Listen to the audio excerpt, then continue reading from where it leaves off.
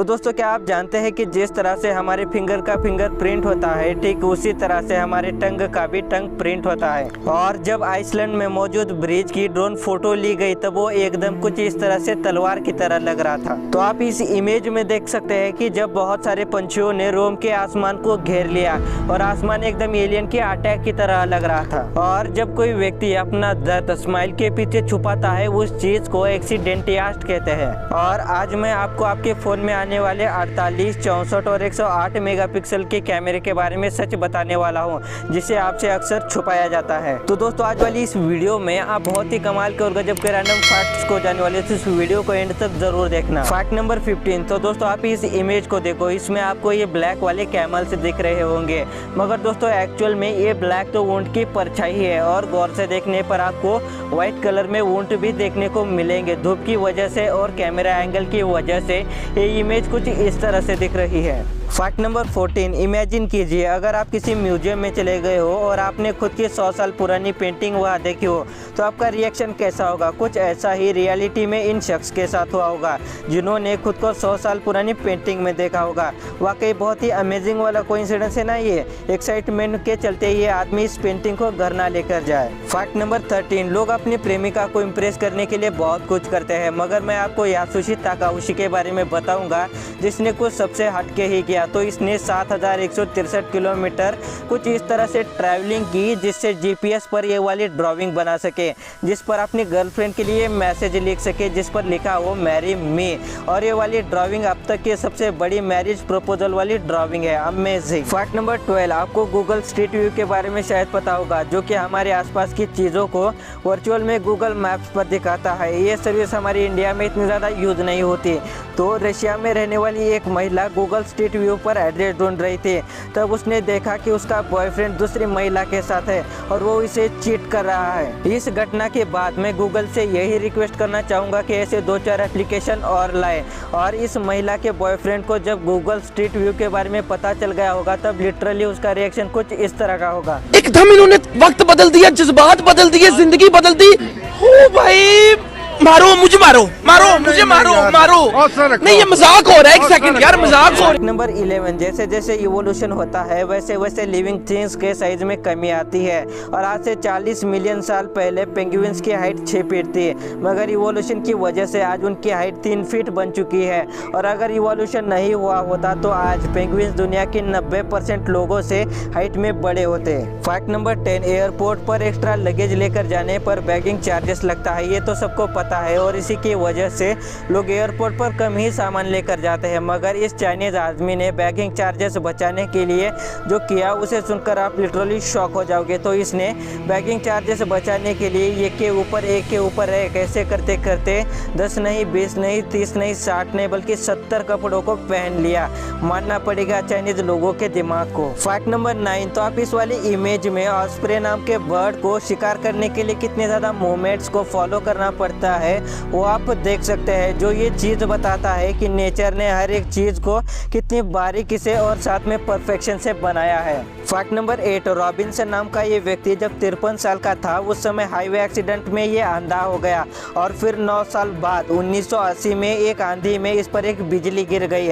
और फिर अगले दिन सुबह जब ये उठा तब इसके साथ जो हुआ था उस पर आप बिलीव नहीं करोगे, क्योंकि रॉबिन्सन ठीक से देख पा रहा था। अब हम इसे क्या कह सकते हैं, कोइंसिडेंस या फिर लक, आप मुझे नीचे कमेंट कर जरूर बता सकते हैं। Fact number 7। तो दोस्तों यदि मैं आपसे ये पूछूं कि हाई हील्स का इन्वेंशन कहाँ किया गया है और आपका जवाब यदि अमेरिका, इंग्लैंड या फिर अदर वेस्टर्न कंट्री है तो आप गलत है, क्योंकि आपने आज तक तेलंगाना के वरंगल में आज से लगभग 850 साल पहले बना ये टेम्पल नहीं देखा। इस टेम्पल में बनी इस मूर्ति के पैर में आप हाई हील्स को देख सकते हैं। मतलब भारत के खजाने के साथ अंग्रेजों ने भारत के हाई हील्स का आइडिया भी चोरी किया है। Fact number 6। स्टीव जॉब्स जो कि एप्पल कंपनी के फाउंडर थे, उन्हें कभी भी सेकंड आना पसंद नहीं था। तो एक बार कंपनी अपने एम्प्लॉयज़ को नंबर दे रही थी, तब स्टीव वॉजनियाक जो एप्पल कंपनी के को फाउंडर थे उन्हें नंबर 1 दिया गया और स्टीव जॉब्स को नंबर 2 दिया गया। और इस बात से स्टीव जॉब्स नाराज़ हो गए और उन्होंने खुद को नंबर 2 की बजाय नंबर 0 दिया। क्योंकि उनका ये मानना था कि उन्हें कभी भी किसी के बाद भी दूसरा नहीं आना है, सिर्फ नंबर 1 ही। इसी एटीट्यूड की वजह से आज एप्पल दुनिया की सबसे बड़ी कंपनी है।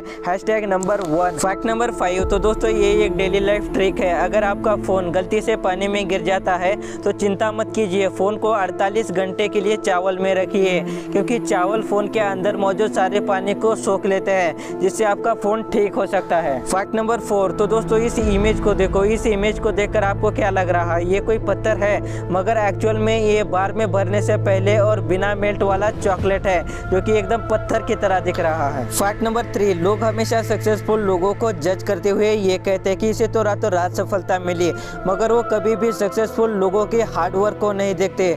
लोगों की इसी टेंडेंसी पर फेमस फुटबॉलर लियोनेल मेसी कहते हैं कि मुझे रातों रात स्टार बनने के लिए 17 साल और 114 दिनों की मेहनत लगी।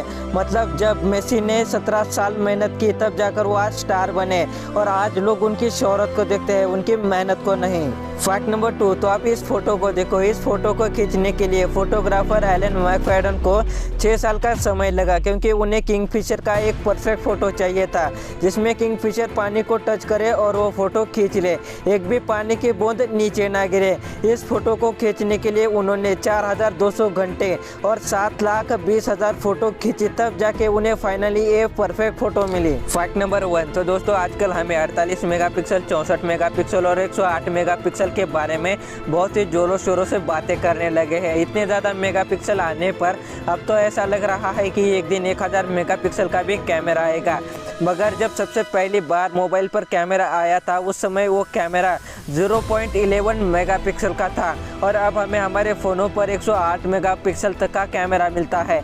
मगर सच तो ये है कि मोबाइल के मेगापिक्सल बढ़ाने से इमेज की बहुत ही ज़्यादा क्वालिटी नहीं बढ़ जाएगी। जब 48 मेगापिक्सल का कैमरा बनाया जाता है तब उसमें पिक्सल बाइंडिंग की जाती है। मतलब जब हम 48 मेगापिक्सल की बात करेंगे उस समय आपके मोबाइल में 12 मेगापिक्सल का ही कैमरा होगा, और उनमें एक जो मेगापिक्सल होता है उसे 4 में डिवाइड किया जाएगा। इससे 12 मेगापिक्सल का कैमरा 48 मेगापिक्सल का हो जाएगा। मतलब 12 गुना 4 = 48 मेगापिक्सल।